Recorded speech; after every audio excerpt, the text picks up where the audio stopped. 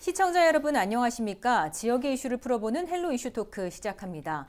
헬로 이슈 토크에서는 22대 국회의원 선거 우리 지역 당선인들을 차례로 만나보는 순서 마련했습니다. 국민을 대신해 정부를 견제하고 지역 발전을 위해 일할 새 일꾼들 어떤 각오인지 자세히 들어봅니다. 오늘은 재선에 성공한 부천시 갑선거구 더불어민주당 서영석 당선인 자리했습니다. 안녕하세요. 네, 고맙습니다. 재선 축하드립니다. 네, 감사드립니다. 네, 시간이 좀 지나긴 했는데 그때 그 당시의 감동을 좀 되살려서 다시 한번 당선 소감 말씀 부탁드립니다. 우선 아낌없는 지지와 성원을 보내주신 지역주민 여러분들과 그리고 권리당원 분들께 진심으로 감사를 드립니다. 특히 이번 선거는 윤석열 정부에 대한 국정 운영에 대해서 심판하는 열기가 높았고 그리고 민생을 회복시켜라 하는 주문이 있었던 선거였던 것 같습니다. 그리고 우리 부천의 새로운 변화와 혁신을 바라는 마음들이 모인 선거가 아니었나 이렇게 생각이 됩니다. 지역 주민 여러분들의 기대에 어긋나지 않게 열심히 하겠습니다. 그리고 잘하겠습니다. 네, 당선이 되고 나서 시간이 좀 흘렀는데 그동안 좀 어떻게 보내셨어요? 네, 지금은 이제 감사 인사를 드리는 시간이라고 생각이 되고요. 특히 당선이 됐지만 출근 인사, 또 퇴근 인사, 그리고 전통시장을 다니면서 인사를 드리고 또 전화도 드리고 또 문자 메시지도 보내고 또 그동안 함께 고생했던 선거대책위원회 해단식도 갖고 그리고 21대 국회를 어떻게 정리하고 또 22대 국회를 어떻게 새롭게 만들어 나갈 것인지 그런 일정들로 좀 분주한 그런 일정을 보내고 있습니다. 네, 지금 사실 되게 기분이 좋으신 시간일 것 같은데 네, 선거 운동 기간을 좀 돌아보겠습니다. 좀 돌아보면 좀 특별히 힘들었던 일 혹은 기억에 남는 일이 좀 있으실 것 같은데 어떠셨어요?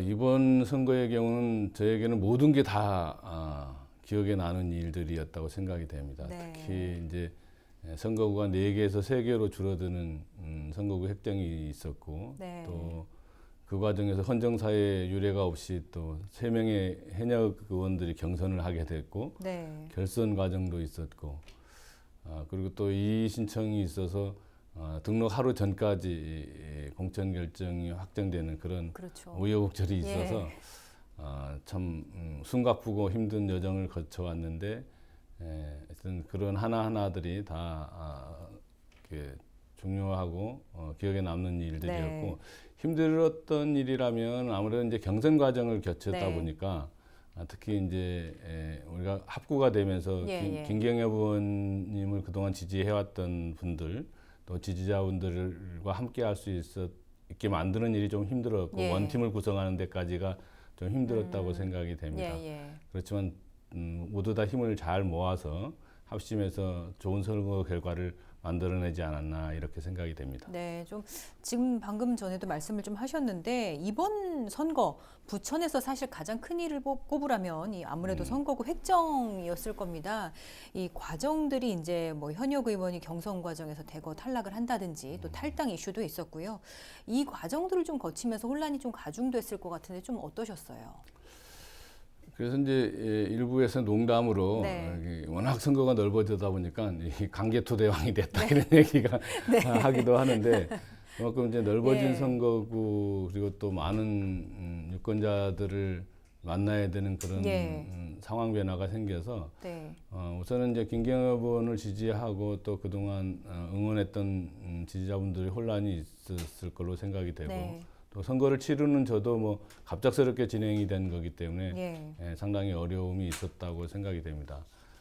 그렇지만 다행스러운 것은 그런 과정 속에서 경선 과정을 통해서 조금 더 빠르게 갈등을 해소하고 특히 이제 시도 의원님들이 중심으로 돼서 이렇게 합심해 주셔서 빠르게 그 갈등 관계를 좀 해소할 수 있었고 힘을 한 팀으로 모을 수 있었다 이렇게 생각이 돼서 그 힘이 이번 선거 과정에서 큰 승리 원동력이 되지 않았나 이렇게 생각을 합니다. 네, 결과적으로 좀 재선에 성공을 했습니다. 현안이나 사업 부분에 있어서 조금 더 연속성 있게 앞으로 치고 나갈 수 있다. 뭐 이런 장점이 좀 있을 텐데요. 그런데 이제 선거구가 통합이 됐으니까 현안도 그만큼 더 늘어났을 텐데 재선 준비하면서 어떤 공약들 좀 준비하셨는지 다시 한번 짚어보겠습니다. 현재 우리 부천시의 경우는 크게 보면 이제 현재가 있고 미래가 있고 과거가 있다 이렇게 네. 생각이 되는데 그렇게 나눠서 보면 첫째는 현재 진행되는 것 중에 가장 큰 것은 이제 지하철 사업이라고 봅니다. 그래서 제 임기 동안에 서해선이 개통이 됐고 또 지금 대장 홍대선이 차질 없이 잘 진행이 되고 있어서 이제 대장 홍대선 개통과 또 이제 그 종합운동장역이 지금 GTX B 노선을 중심으로 해서 D 노선 또 F 노선까지 더해져서 서해선과 7호선이 겹쳐지는 5개의 환승역이 되기 때문에 메가 역세권이 조성이 될 걸로 보여지고 그래서 교통중심 서부 수도권의 교통중심 도시가 된다 이렇게 전망할 수 있기 때문에 그 일이 매우 중요한 일이고 다른 것은 이제 더 선거가 확장되면서 경인선과 또 경인고속도로 지하화하는 문제가 중요한 일일 것으로 보여집니다. 그 둘째는 이제 부천시의 미래인데 결국은 이제 종합운동장 역세권 개발과 또 대장 신도시 조성을 통해서 우리 부천의 성장 동력을 만들어내는 것이 필요하다고 보아집니다. 특히 이제 대장 신도시의 경우는 첨단 산업단지를 조성을 통해서 우리 시민들의 미래 먹거리를 만들어내고 일자리를 창출하는 일이 중요할 것이고 특히 종합운동장역의 경우도 그런 어떤 복합적인 문화 콘텐츠들이 형성이 돼서 그것을 중심으로 해서 부천시의 도시 미래를 만들어가는 그런 원동력으로 삼아야 되는 숙제가 있다고 보아지고 세 번째는 이제 우리가 이제 부천이 아무래도 과거 60년대, 70년대, 80년대 넘으면서 공업도시로 성장을 했는데 실제로 이제 그것이 많이 좀 위상이 추락을 했다고 보아지고 그렇게 변화되는 어떤 4차 산업 시대 또 디지털 시대에 맞는 그런 산업 기반의 전환을 통해서 부천의 성장 동력을 만들어 가야 된다 이렇게 생각을 합니다. 그렇게 하려면 과거 공업 지역을 조금 현대화하고 또 이제 그동안 낙후됐던 원도심에 대해서 도시 개발을 다시 할 수 있도록 어떤 재정비 사업을 펼쳐서 주거 환경이 좀 더 쾌적하게 만들어가는 일들이 필요할 걸로 보여지고요. 그 밖에도 이제 주거나 교육 또 문화 체육과 관련된 것, 복지시설과 관련된 것들을 추가로 고민해야 되는 그런 사업들이 있는 것으로 파악하고 있습니다. 네, 지금 부천의 가장 큰 현안을 꼽으라면 또 대장 신도시를 빼놓을 수가 없습니다. 그러니까 핵심 첨단 기업을 유치하는 게 중요하다 이렇게 꾸준히 말씀을 또 하셨었는데 SK 연구단지 소식 이후에 더 이상 좀 별다른 소식이 들려오진 않고 있습니다. 추가로 물망에 오른 기업들이 좀 있나요? 이제 다양한 논의가 진행 중인데 이게 이제 또 사업과 관련되는 일이고 그래서 이렇게 섣불리 이렇게 확정되지 않은 사안을 얘기하기는 좀 어려울 걸로 보여지고요. 다만 내년이면 아마 가시화되지 않을까 이렇게 전망을 하고 있습니다.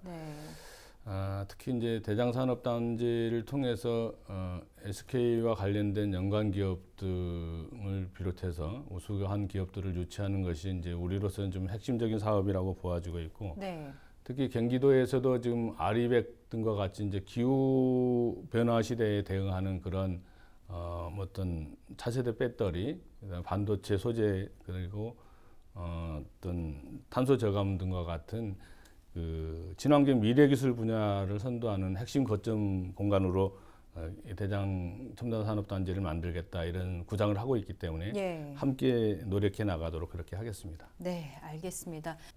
네, 다음은 교통 이슈를 좀 짚어보겠습니다. 지난해 교통 오지였던 오정 지역의 서해선이 개통을 하면서 상당히 이제 접근성이 좋아졌는데요. 이어서 이제 다음엔 또 대장 홍대선이 기다리고 있는데 이거 어떻게 조금 진행이 되고 있나요?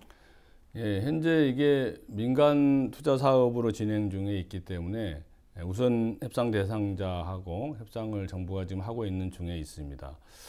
그래서 이것이 이제 최종적인 협상이 완료하게 되면 실시 계획 승인을 하게 되는데 이때 이런 공식적인 절차에 들어갈 때까지 제가 측면 지원을 지금 하고 있는 상태고 5월 달이면 기재부에 있는 민간투자사업심의위원회에서 실시 협약안 심의 의결을 추진하고 있습니다. 그렇게 되면 구체적으로 이제 사업이 시행될 걸로 보여지고, 확실하게 말씀드릴 수 있는 것은 내년 초에는 대장 홍대선이 착공하게 된다, 이런 보고 말씀드릴 수 있을 것 같고요.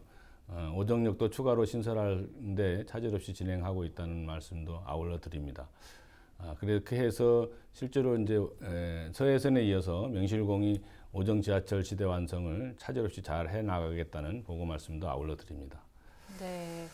이번에 또 그 선거 공약들을 살펴보면 GTX 공약이 좀 눈에 띄었습니다. 네. 그 추가 노선을 확장하시겠다는 공약을 하신 거죠? 이게 어떤 내용인가요? 그 이제 그 동안에는 GTX B 노선의 종합운동장역을 지나가는 것으로 그렇게 계획이 돼 있었는데, 문재인 정부 시절에 이제 GTX D 노선, 김포에서 오는 GTX D 노선이 대장을 거쳐서 종합운동장역으로 오는 게 계획이 됐고, 이번에 윤석열 정부에서 교통 분야 3대 핵심 플러스 전략이라고 그래서 GTX E 노선과 GTX F 노선을 추가로 발표를 했습니다. 그래서 그렇게 되면 이제 우리 부천이 대장역에 GTX E D 노선과 대장 홍대선이 겹쳐지는 세 개의 환승역이 생기는 것이 되고, 네.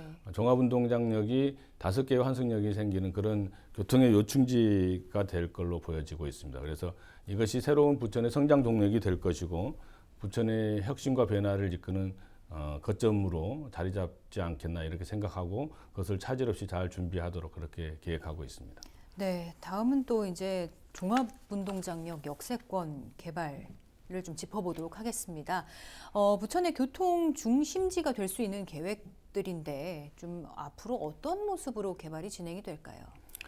여기가 이제 그 말씀드린 것처럼 서해선, 그다음에 7호선, GTX B 노선, GTX D 노선, GTX F 노선, 이렇게 5개의 환승역이 예. 생기는 그런 역이 됩니다. 그래서 소위 메가 역세권이 되는데, 그러면 그 메가 역세권에 맞는 어떤 주변 지역을 개발을 해야 되는 네. 그런 문제가 있습니다. 그래서 여기에 이제 문화, 또 신산업, 체육, 어떤 콘텐츠, 이런 것들이 종합된 어떤 융합 플랫폼을 조성을 해가지고 예. 부천의 랜드마크를 만들고, 이것이 이제 부천 발전의 어떤 거점으로서의 역할을 할 수 있도록 성장 동력을 만들어가야 된다는 게 하나가 있고, 예. 이렇게 그 교통의 요충지가 되기 때문에 이제는 정주 주민만이 아니고 유동 인구를 고려한 어떤 관광이나 또 축제 등과 같은 문화 사업 측면에 있어서도 어떤 접근을 할 수 있는 그런 필요성이 네. 있다, 높아지고 있다, 이렇게 생각을 하고 있습니다. 그래서 그와 관련된 어떤 주변 종합운동장역 주변을 개발하는 것이 필요한 그런 시점에 와 있다고 보고, 그거에 맞춰서 준비를 해나가도록 그렇게 할 생각입니다. 네, 이 개발이 이루어지고 난 다음에는 조금 많이 모습이 바뀔 것 같은데 좀 어떻게 구상을 하세요? 지금 당장 뭐 어떤 구체적인 청사진을 확실하게 갖고 있지는 않지만, 어쨌든 여러 관계기관들과 협의를 통해서 여기시 5개의 환승역이라고 하는 것을 일찍이 경험해 보지 못한 거기 네. 때문에 거기에 맞는 좀 그랜드 디자인을 만들고, 유동인구를 포함해서 그 어떤 종합운동장역이 정말 서부 수도권의 중심 요충지로서의 역할을 감당할 수 있도록 개발을 해야겠다, 이렇게 지금 계획하고 있고 논의를 하고 있는 중입니다. 네, 알겠습니다. 대한민국 22대 국회의 임기가 곧 시작이 됩니다. 21대 때와는 좀 다르게 또 부천 국회의원 3분 중에 이제 가장 앞서서 좀 이끄시는 역할로 좀 변화도 있을 것 같은데요. 재선 의원으로서의 역할 좀 생각해 두시는 입법 활동에 대한 계획도 궁금합니다. 이게 이제 농담처럼 얘기하는 게 13선의 역할을 해야 된다, 이렇게 네. 얘기하고 있는데, 과거에 우리 부천을 이끌어 오셨던 분들이 다 5선, 4선, 3선, 초선 이렇기 때문에 네. 그런 중진 의원 구조에서 초재선 구조로 이제 변화가 됐습니다. 그만큼 이제 역동성 있게 잘 혁신과 변화를 만들어라, 이런 시민들의 주문이 있다고 생각이 되고, 뭐 그 한 사람 한 사람이 다 헌법기관이기 때문에 네. 뭐 제가 뭐 이끌어 간다는 것은 좀 적절치 않은 네네. 걸로 보여지고, 다만 초재선 의원이 갖고 있는 장점을 잘 활용해서 잘 주민들하고 소통하고, 또 우리 세 사람이 잘 합심해서 어떤 자주 만나면 지역 주민들과의 소통과 또 지역이 원하고 있는 그런 여러 가지 필요성과 요구들을 잘 담아낼 수 있지 않을까 이렇게 생각을 하고 있습니다. 그리고 무엇보다도 이번 선거가 보여준 것처럼 어떤 민생을 회복할 수 있는 일, 그리고 국민의 생명과 안전을 소중하게 생각하는 그런 입법 활동이 돼야겠다 이렇게 생각을 하고, 그런 분야에서 국민의 기대에 부응하도록 그렇게 노력하려고 생각하고 있습니다. 네, 그 재선 의원이 되셨는데 좀 선호하시는 상임위가 있으실까요? 네. 지난 20일 때도 보건복지위원회에서 활동을 해서, 코로나와 관련된 여러 가지 활동을 할 수 있어서 감사하게 생각하고, 현재는 이제 저출산 고령화 시대에 맞게 어떤 복지 요구가 높아지고 있는 상황이기 때문에 보건복지위원회에서 더 활동을 하면 좋겠다 이런 바람을 갖고는 있습니다. 그것이 제가 갖고 있는 전문성을 잘 활용해서 더 국민들에게 기여할 수 있겠다 이렇게 생각이 되는데, 다른 한편에서는 이제 우리 지역에 개발 욕구가 너무 많다 보니까 그 도시교통이나 건설과 관련된 국토위에서 활동하는 그런 욕구도 있는데, 하여튼 좀 더 상의해서 그렇게 결정해 나가도록 하겠습니다. 좀 말씀 듣다 보니까 기존에 이제 21대 때 함께 활동하셨던 부천 지역의 다른 현역 의원분들 계시잖아요. 당선 이후에 어떤 좀 교류나 연락이나 좀 받으셨나요? 아직은 이제 충격이 크시기 때문에 그는 어려웠었고, 다만 이제 제 생각은 어쨌든 선배 의원들에 대한 잘 그 소통을 통해서 어떤 우리 그분들이 갖고 있던 그동안의 어떤 계획과 또 부천 사회에 대한 고민들이 많이 있기 때문에 그런 노하우들을 잘 활용해서 어떤 소통할 수 있도록 그렇게 해야겠다 이런 다짐은 하고 있습니다. 네, 알겠습니다. 끝으로 이제 지지를 해주셨던 유권자 분들께 한 말씀 또 부탁드립니다. 네, 이번 선거는 정말로 국민이 얼마나 무서운지, 또 왜 민심이 천심이라고 하는지 여실히 드러난 총선거였다고 생각을 합니다. 결국 저 개인의 승리가 아니고 민주당의 승리가 아니고 국민의 승리였다고 봐야 할 겁니다. 민생을 팽개치고 무소불위의 권력을 행사하면 국민이 가만두지 않는다 하는 것을 가르쳐 준 것이라고 봅니다. 국민을 이기는 정권은 없습니다. 더 넓어진 선거구에서 더 많은 유권자분들을 모시고 더 무거운 책임감으로 더 겸허하게 무너진 경제를 살리고 또 지역 발전을 위해서 최선을 다하도록 그렇게 하겠습니다. 부천 시민의 더 나은 삶을 위해서 보답하도록 하겠습니다. 다시 한번 위대한 국민의 선택을 통해서 총선을 승리할 수 있도록 만들어주신 시민 여러분께 진심으로 감사드립니다.